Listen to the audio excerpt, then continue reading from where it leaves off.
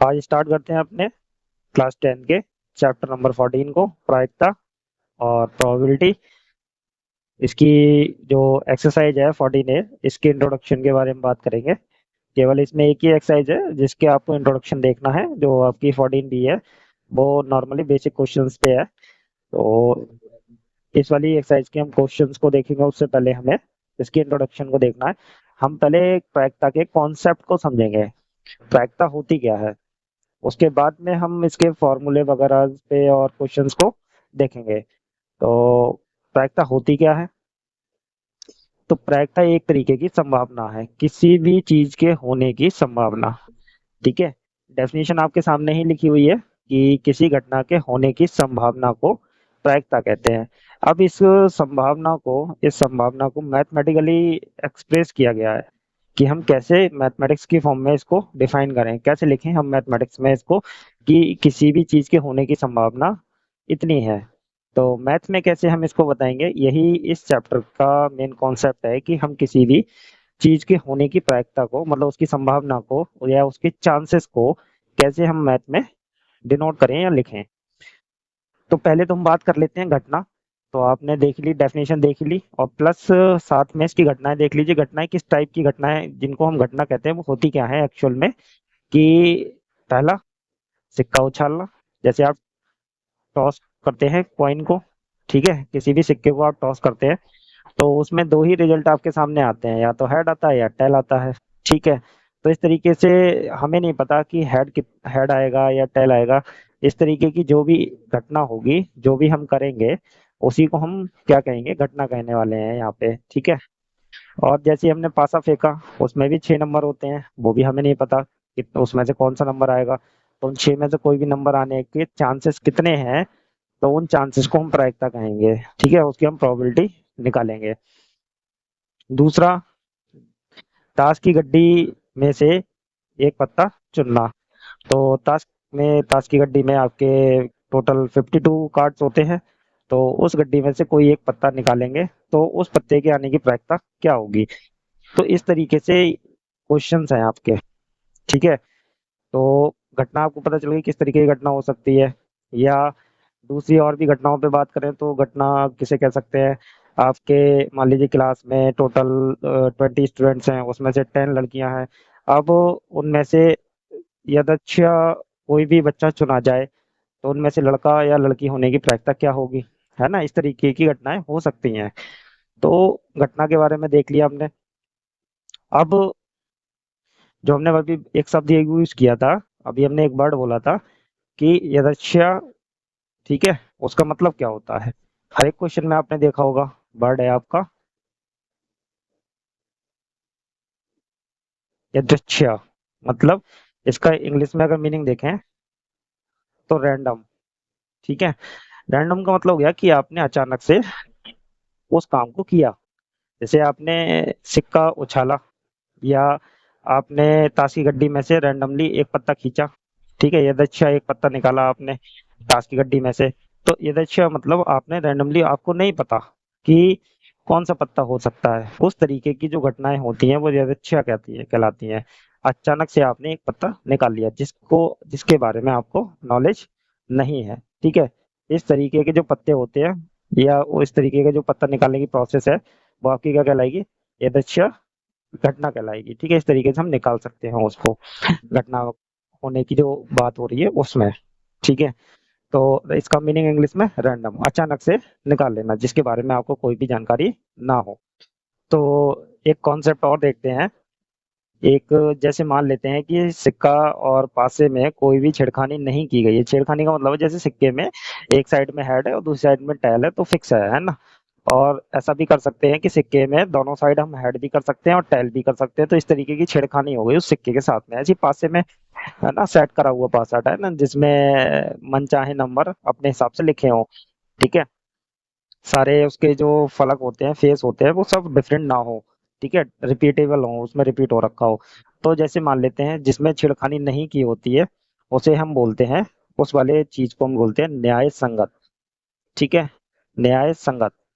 तो जिस सिक्के में छेड़खानी नहीं है, जिस पासे में छेड़खानी नहीं है, ठीक है, या जिस ताश की गड्डी में छेड़खानी नहीं है, तो वो सब क्या है, न्याय संगत है, इनको हम बोलते हैं फेयर।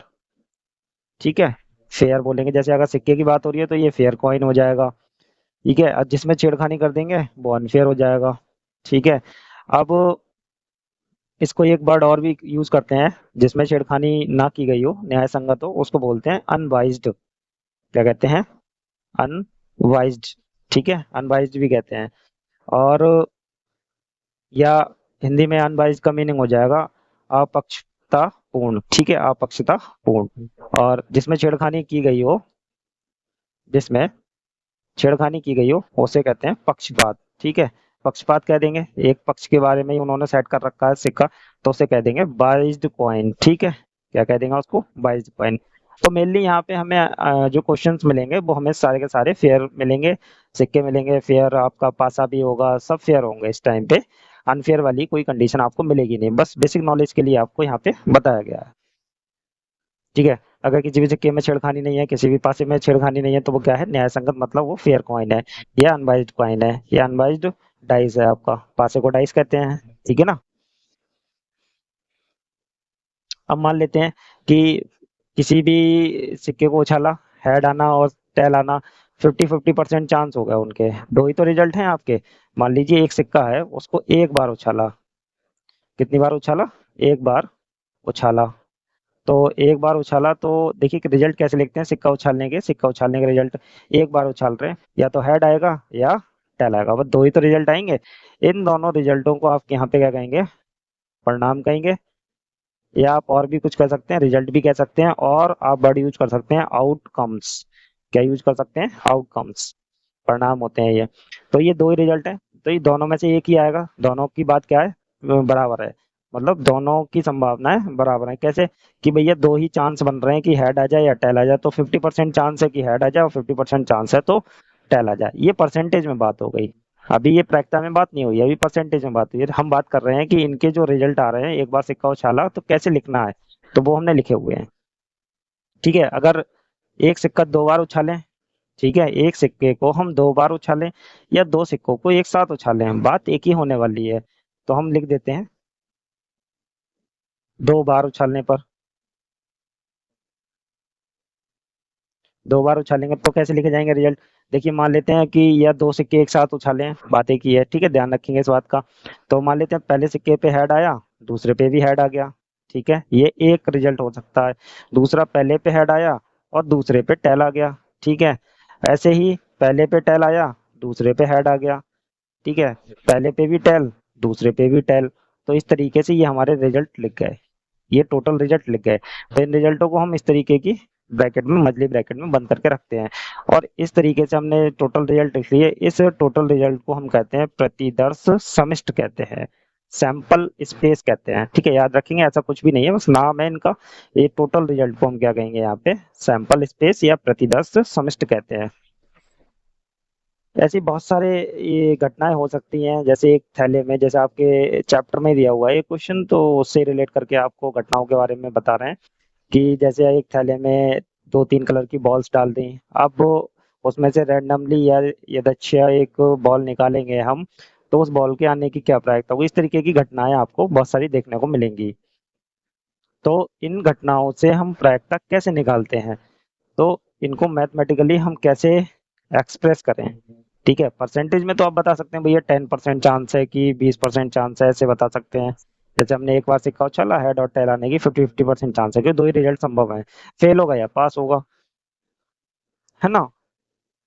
तो अब हम मैथमेटिकली इसको कैसे लिखें, कैसे बताएं कि इस चीज की इतनी प्रायिकता, मतलब इतने चांसेस बनते हैं, इसकी इतनी संभावना बनती है, तो हम कैसे बताएंगे उसको। हमें लिखना पड़ेगा कि देखिए, घटना को तो आप जानते ही हैं, घटना जो हम लिखते हैं, वो से घटना अभी हमने बता दिया घटना क्या है, उसको हम क्या कह देते हैं, इवेंट कहते हैं। ठीक है, यहाँ पे हम क्या कहेंगे, उसको इवेंट कहेंगे। तो देखिए हम कैसे लिखते हैं इसको, पी छोटी ब्रैकेट में ई, पढ़ेंगे कैसे, घटना की प्रायिकता, हिंदी में पढ़ेंगे घटना की प्रायिकता, और इंग्लिश में पढ़ेंगे प्रोबेबिलिटी ऑफ इवेंट।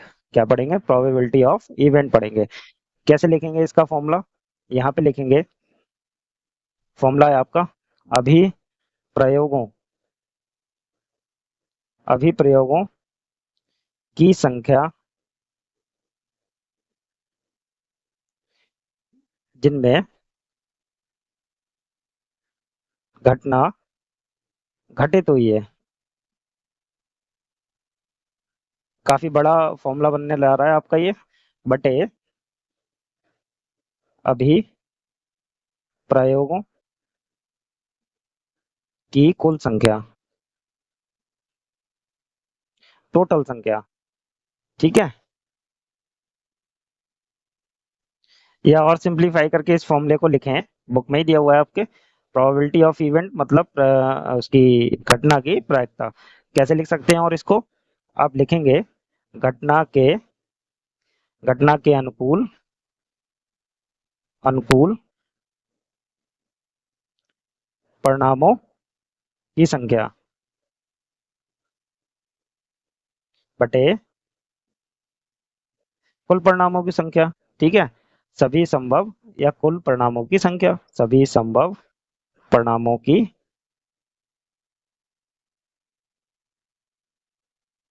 संख्या। ठीक है। तो ये दो फॉर्मूले हो गए, मतलब एक ही फॉर्मूला है ये, मतलब उसको एक तरीके से सिंपलीफाई करके इस तरीके से लिखा गया है। अभिप्रयोगों की संख्या जिनमें घटना घटित हुई है, मतलब जिसके बारे में हम बात करने वाले हैं, जिसकी भी हम प्रायिकता निकालने वाले हैं, उन्हीं परिणामों की हमें यहाँ पे संख्या लिखनी है। ठीक है। अभिप्रयोग मतलब वही, उसे ही इवेंट को ही कहेंगे। ठीक है।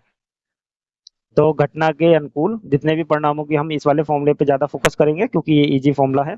ऊपर वाला फॉर्मूला थोड़ा सा बेसिक है, उसमें प्योरली बात लिखी हुई है और कुछ नहीं है, काफी बड़ा है स्टेटमेंट इसलिए।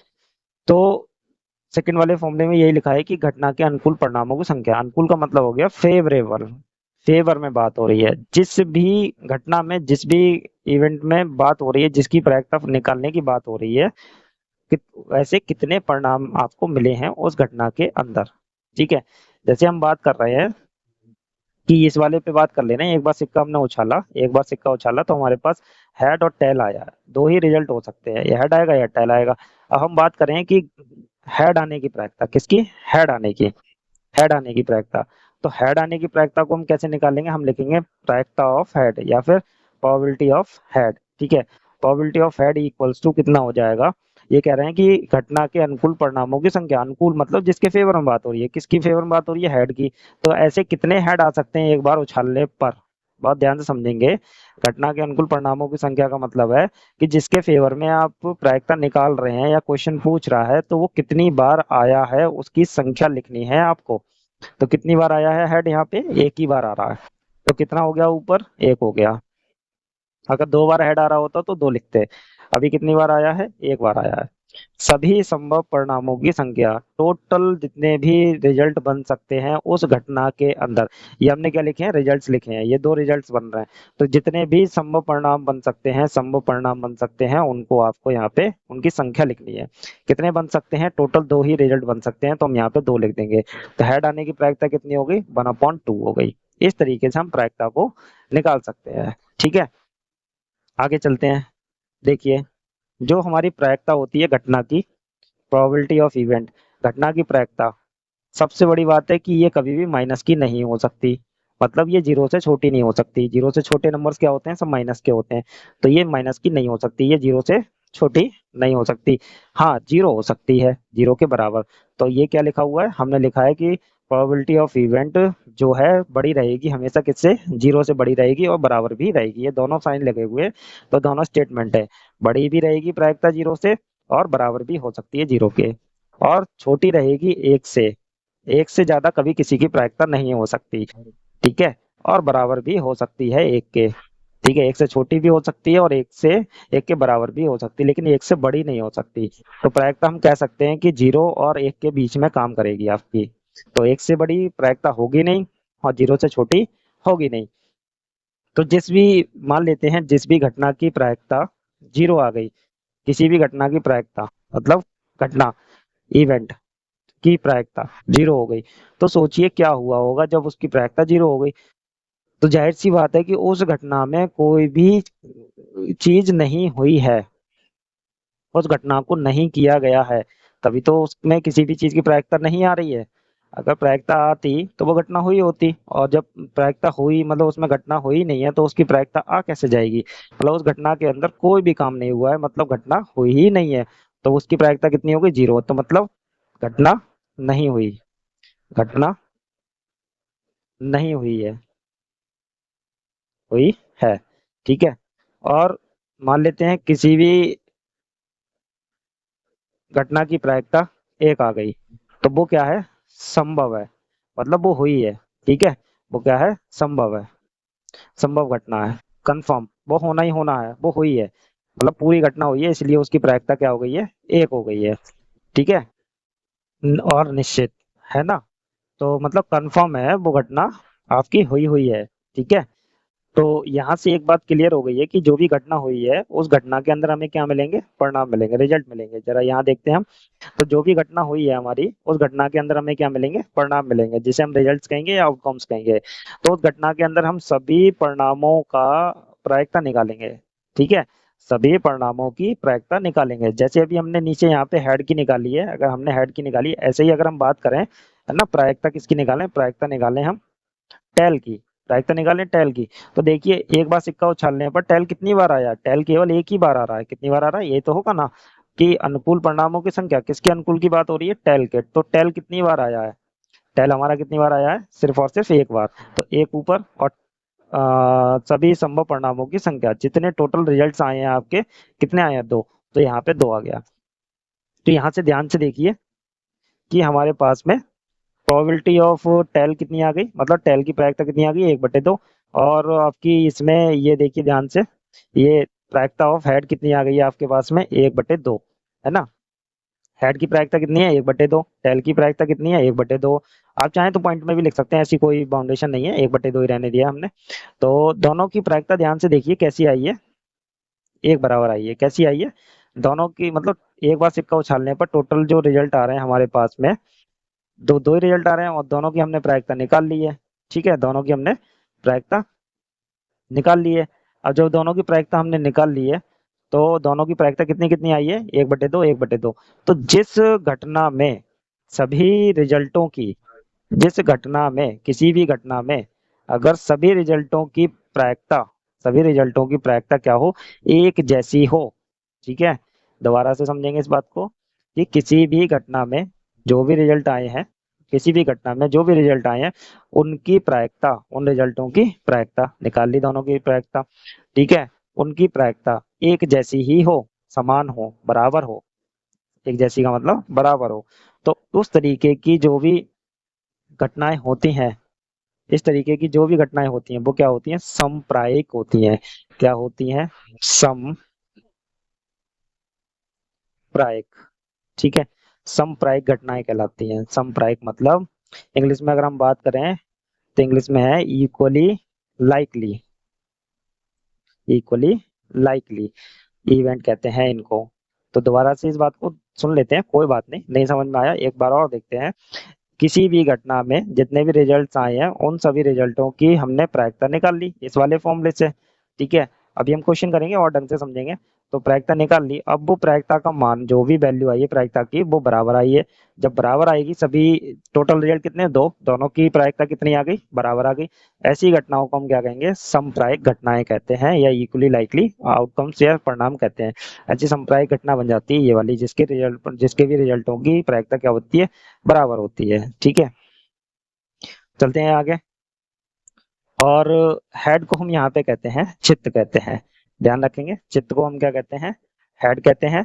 और जो आपका पट है, पट है, उसको हम कहेंगे टेल कहेंगे। ठीक है। इतना क्लियर है? तो ऐसा कोई कंफ्यूजन वाली बात नहीं है, तो आप थोड़ा बहुत तो अब समझ में आ गया होगा। तो चलते हैं, एक आध क्वेश्चन लगाते हैं फिर आगे चलेंगे। तो ये एक क्वेश्चन करते हैं फिर आगे चलेंगे, और भी कॉन्सेप्ट है उनको समझेंगे। तो क्वेश्चन है, एक चित्त प्राप्त करने की प्रायिकता ज्ञात कीजिए। किसकी प्रायिकता निकालनी है? चित्त की। चित्त मतलब हेड की। किसकी निकालनी है आपको? हेड की प्रायिकता निकालनी है। तो हेड की प्रायिकता निकालेंगे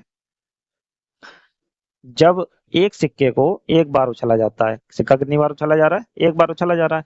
साथ ही एक पट्ट प्राप्त करने की प्रायिकता, फिर हमें टेल की भी प्रायिकता चाहिए। तो कोई बात नहीं, तो पहले हम हेड की प्रायिकता निकालते हैं और पहले हम सबसे पहले हम क्या करते हैं, घटना को लिखते हैं। घटना, हमारे पास जो घटना हुई है उसको हम लिखते हैं कि इसमें हमारे पास कितने परिणाम आएंगे, कितने रिजल्ट आएंगे, है ना, जिनको हम आउटकम्स कहते हैं। तो टोटल कितने रिजल्ट आएंगे, अगर एक बार सिक्का उछाला जाता है तो आपको पता है, अभी बताया था कितने रिजल्ट होने वाले हैं आपके पास में। अगर आपने सिक्का उछाला तो या तो हेड आएगा या तो टेल आएगा। सिर्फ और सिर्फ कितने रिजल्ट आ रहे हैं आपके पास में, दो रिजल्ट आ रहे हैं। कितने रिजल्ट आएंगे आपके पास, दो ही रिजल्ट आने वाले हैं। तो हम अब प्रायिकता निकालते हैं, किसकी निकालनी है, हमें हेड की निकालनी है। तो आप ऐसे भी लिख सकते हैं, प्रायिकता किसकी, चित्त प्राप्त करने की।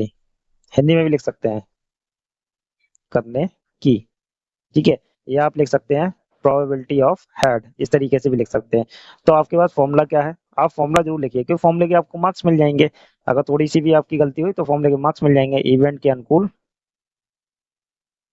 अनुकूल रिजल्टों की संख्या मतलब परिणामों की संख्या।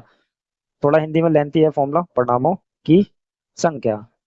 तो टाइम नहीं लगेगा, लिख सकते हैं आप ऐसे, बटे कुल, मतलब कुल करके लिख सकते हैं, सभी परिणामों की संख्या, सभी रिजल्टों की संख्या। केवल यहाँ पे नंबर आते हैं, ठीक है, आपके आउटकम्स नहीं आएंगे, उनके नंबर आएंगे। तो देखिए, आप हेड की प्रायिकता निकाल रहे हैं तो भैया किसकी बात हो रही है, हेड की बात हो रही है। तो हेड कितने आए हैं, ध्यान से देखिए, अनुकूल मतलब फेवर, किसके फेवर में बात हो रही है, हम किसके फेवर की निकाल रहे हैं प्रायिकता, हेड की। तो हेड कितने आए हुए हैं, टोटल रिजल्ट लिखे हुए हैं ये हमारे एक बार सिक्का उछालने पे, कितने हेड आए हुए हैं, एक आया हुआ है। और नीचे सभी परिणाम, सिक्का उछालने पर आपको कितने रिजल्ट मिले हैं, टोटल दो रिजल्ट मिले हैं, बटे दो हो गई। तो ये वाली प्रायिकता तो आपकी हो गई किसकी, हेड की प्रायिकता हो गई। किसकी हो गई, हेड की, ठीक है। चित्त प्राप्त करने की प्रायिकता हो गई। ऐसे ही आप किसकी निकाल सकते हैं, प्रायिकता किसकी निकालेंगे आप, पट्ट प्राप्त करने की, है ना। तो लिख सकते हैं पट्ट प्राप्त करने की प्रायिकता, ठीक है, बराबर, इसको आप ऐसे लिख सकते हैं, टी से भी दिखा सकते हैं कि प्रोबेबिलिटी ऑफ टी। तो पट्ट प्राप्त करने की प्रायिकता, तो ध्यान से देखिए पट्ट कितने आ रहे हैं, इसमें भी एक ही आ रहा है, एक बार उछाला है तो एक ही बार आया है। तो एक, और टोटल रिजल्ट कितने हैं, दो। तो दोनों, ध्यान से देखिए क्या आई है, दोनों की प्रायिकता एक जैसी ही आ गई, एक बटे दो। अब एक नए फॉर्मूले की तरफ चलते हैं और उससे हम थोड़ी सी सीखेंगे कि वो कैसे यूज करा जाता है। इसी क्वेश्चन में हम उसको अप्लाई करेंगे, देखते हैं वो फॉर्मूला क्या है। नेक्स्ट फॉर्मूला है प्रायिकता किसकी, ई बार की। ई बार की प्रायिकता बराबर एक माइनस प्रायिकता किसकी, ई की, है ना, घटना की प्रायिकता। तो देखिए, ये तो आपको पता है पीई क्या होता है, ये आपको पता है कि घटना की प्रायिकता, घटना की प्रायिकता, ये बात आप जानते हैं, ठीक है। अब बात आ रही है कि पी ई बार की, तो इसको हम कैसे रीड करें।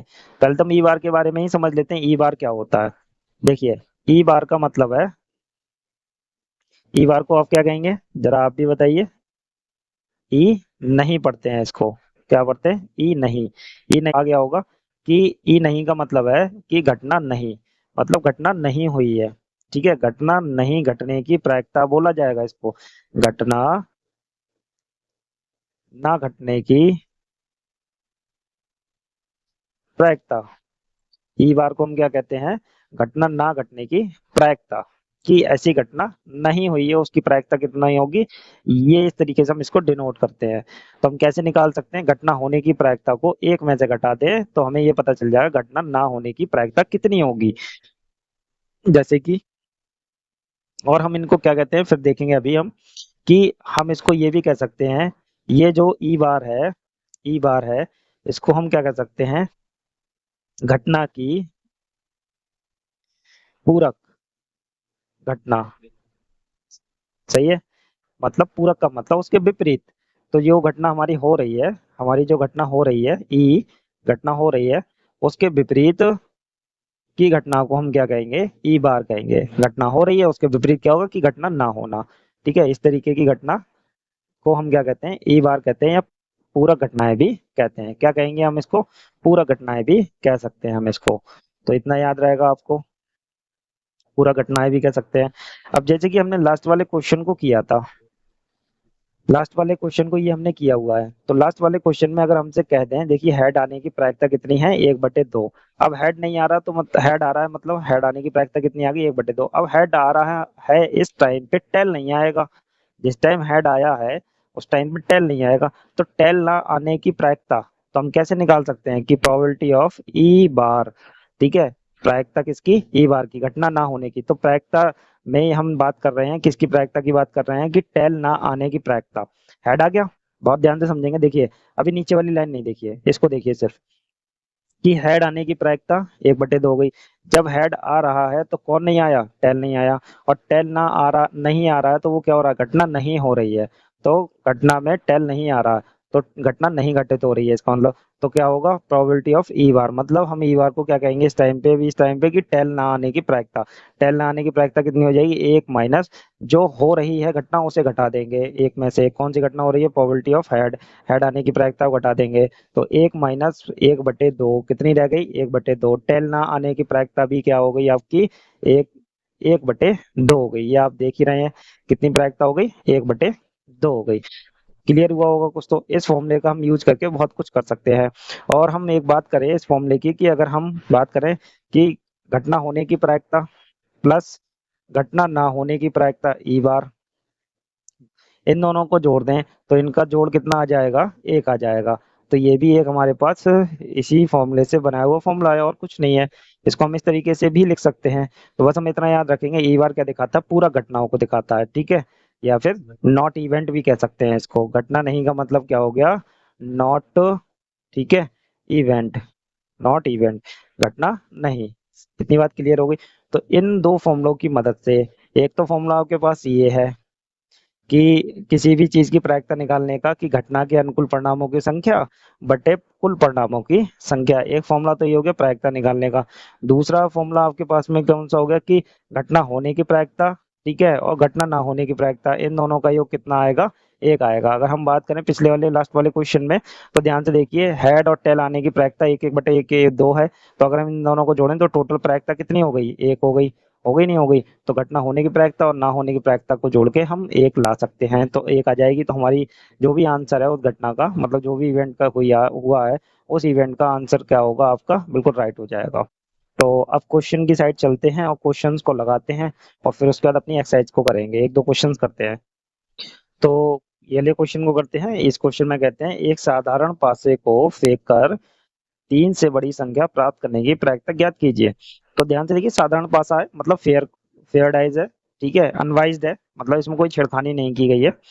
तो इस पासे को हम फेंकेंगे और 3 से बड़ी संख्या प्राप्त करने की प्रायिकता निकालनी है। तो पहले तो हम इसको फेंकते हैं, तो हमें कितने रिजल्ट मिलेंगे, कुल परिणाम है ना, टोटल आउटकम्स लिख लेते हैं। इंग्लिश में भी हिंदी में भी लिख सकते हैं आप। टोटल आउटकम्स कितने हो जाएंगे या रिजल्ट हो जाएंगे, टोटल आउटकम्स कितने हो गए आपके पास में, ध्यान से देखिए, 1 नंबर, 2, 3, 4, 5, 6, इतने ही नंबर आ सकते हैं जब हम किसी भी पासे को फेंकेंगे। इससे बड़ी संख्या पासे पे होती नहीं है, ठीक है। इसमें कह रहे हैं कि 3 से बड़ी आने की प्रायिकता ज्ञात कीजिए। नंबर जो है 3 से बड़ा आना चाहिए। तो 3 से बड़े नंबर, 3 से बड़े, 3 नहीं लेना, 3 से बड़े, 3 से बड़े नंबर कितने हैं, केवल 3 है। तो जिसके फेवर में बात हो रही है वो कितने रिजल्ट है, ठीक है। जो अनुकूल की बात हो रही है, अनुकूल परिणामों की संख्या कितनी है, अनुकूल परिणामों की संख्या कितनी दे रखी है, केवल कितने आए हैं आपके पास में, 4 है, 5 है और 6 है। तो कितने हो गए इनकी संख्या, 3 हो गई, 3 ही तो हो गए। तो अब हम फॉर्मूला लिखेंगे, प्रोबेबिलिटी, क्या लिखना है हमें, प्रायिकता निकालना है, 3 से बड़े नंबर आने की प्रायिकता, ठीक है, 3 से बड़ी संख्या प्राप्त करने की प्रायिकता, ठीक है। प्रायिकता किसकी निकाल रहे हैं, 3 से बड़ी संख्या आने की, ठीक है। क्या हो जाएगी, आप फॉर्मूला पूरा लिखेंगे, घटना के अनुकूल परिणामों की संख्या बटे आपके कुल परिणामों की संख्या, आप फॉर्मूला लिखेंगे, हम फॉर्मूला नहीं लिख रहे हैं। तो घटना के अनुकूल परिणामों की संख्या कितनी है, टोटल 3 है। और जो टोटल रिजल्ट है आपके पास कितने आए हैं, टोटल रिजल्ट कितने हैं आपके पास में, 6 है, 6 लगा दिया। तो देखिए 3 एकम 3, 3 दूनी 6, कितना आएगी प्रायिकता, 1/2। ये आपका आंसर हो गया। कितना आसान सा क्वेश्चन था। चलिए करते हैं नेक्स्ट वाले क्वेश्चन को। नेक्स्ट क्वेश्चन करते हैं। नेक्स्ट क्वेश्चन कहते हैं, दो सिक्कों को एक साथ उछाला जाता है तो कम से कम एक चित्त प्राप्त करने की प्रायिकता होगी। तो ये बात थोड़ी आपके समझ में नहीं आ रही होगी, कम से कम एक हेड प्राप्त करने की प्रायिकता क्या होगी, है ना। तो पहले तो हमें इसके क्या लिखने पड़ेंगे, जो भी रिजल्ट इसके आए हैं उन्हें लिखना पड़ेगा। दो सिक्के उछाले, अब एक नहीं उछाला, एक उछाला होता तो हेड और टेल बस दो ही रिजल्ट बनते। अब कितने सिक्के उछाले हैं, दो सिक्के उछाले हैं। कितने उछाले हैं, दो सिक्के। तो देखते हैं कितने रिजल्ट बनेंगे, तो ध्यान से देखते हैं। देखिए, पहले सिक्के पे हेड, दूसरे पे भी हेड। दो सिक्के एक साथ उछल रहे हैं, दो रिजल्ट आएंगे एक साथ में। बात समझने की कोशिश करिए। ये ऐसे दो सिक्के आपने उछाले, दोनों ऐसे आ गए। तो मान लेते हैं पहले पे हेड, दूसरे पे भी हेड आ गया, है ना। इस तरीके से दो सिक्के आपको एक साथ में रिजल्ट देंगे। दो रिजल्ट देंगे, वो भी एक ही टाइम पे, क्योंकि दो सिक्के उछाले हैं। दो सिक्के जब उछाले हैं तो दोनों आके गिरेंगे। अब जब दोनों आके गिरेंगे तो दोनों पे कुछ ना कुछ तो आएगा ही। तो हमने पूरे टोटल परिणाम लिखने हैं जो जो बन सकते हैं। तो हमने सोचा कि पहले पे आया हेड हेड, दूसरे पे एक पे हेड आया पहले वाले पे, और दूसरे वाले पे आ गया टेल। ऐसे ही अगले वाले पे हमने कहा इस पे टेल है, इस पे हेड है। तो इस वाले पे टेल है और इस वाले पे हेड है, ठीक है। तो ये होगा तीसरा रिजल्ट। चौथा रिजल्ट हमने कहा इस पे भी टेल, इस पे भी टेल, ठीक है। टेल टेल, तो ये चार ही रिजल्ट बनने वाले हैं। टोटल रिजल्ट कितने वाले हैं, होने वाले हैं, कुल आपके परिणाम कितने होने वाले हैं, कुल परिणाम कितने होने वाले हैं, चार ही होने वाले हैं। चार के पांच नहीं होंगे। आप कोशिश करके देखिए, चार ही रिजल्ट बनने वाले हैं। अब इसमें ये कह रहे हैं नीचे कि कम से कम एक हेड हो, कितना हो, कम से कम, कम से कम एक हेड, एक चित्त चाहिए उन्हें, कम से कम एक चाहिए। तो उनकी संख्या क्या होगी, देखिए कम से कम एक चित्त में कितना बनना है, एक चित्त में एक हेड आना चाहिए। देखिए कम से कम का मीनिंग है कि मिनिमम वैल्यू हेड होनी चाहिए एक, एक हेड होना ही चाहिए। कम से कम का मतलब है सबसे कम कितनी वैल्यू होनी चाहिए, एक हेड होना चाहिए। कितनी होनी चाहिए, एक हेड। और ज्यादा से ज्यादा कितनी भी हो जाए कोई परेशानी नहीं है, ठीक है। तो एक हेड वाले रिजल्ट देखिए, एक हेड, कम से कम एक हेड हो। देखिए इसमें भी एक हेड है, डबल हेड हो जाए कोई प्रॉब्लम नहीं है। ज्यादा से ज्यादा कितना भी हो जाए, लेकिन कम से कम आपका एक ही हेड रहना चाहिए। इसमें भी एक हेड है, ये भी आ जाएगा। इसमें भी एक हेड है, ये भी आ जाएगा। इसमें तो एक भी हेड नहीं है, कम से कम तो एक रखना है ना, तो ये वाला रिजल्ट नहीं आएगा। तो आपके पास कितने आ गए, ये टोटल तीन आ गए। कितने आ गए, तीन आ गए। तो अब आप क्या करेंगे, ठीक है, निकालेंगे प्रायिकता। लिखेंगे ब्रैकेट में कम से कम एक चित्त की प्रायिकता, ठीक है। क्या प्रायिकता किसकी, कम से कम एक चित्त की। तो आपको क्या लिखना पड़ेगा, घटना के अनुकूल, घटना के अनुकूल परिणामों की संख्या या रिजल्ट की संख्या। स्टेटमेंट थोड़ा सा बड़ा है, परिणामों की संख्या, ठीक है। बटे, बटे क्या लिखना पड़ेगा आपको, सभी परिणामों की संख्या, सभी परिणामों की संख्या, की संख्या। तो कितने हैं अनुकूल, अनुकूल में आप देखिए जिसके फेवर में बात हो रही है, कम से कम एक चित्त की बात हो रही है, तो कितने हैं इसमें, टोटल रिजल्ट तीन है।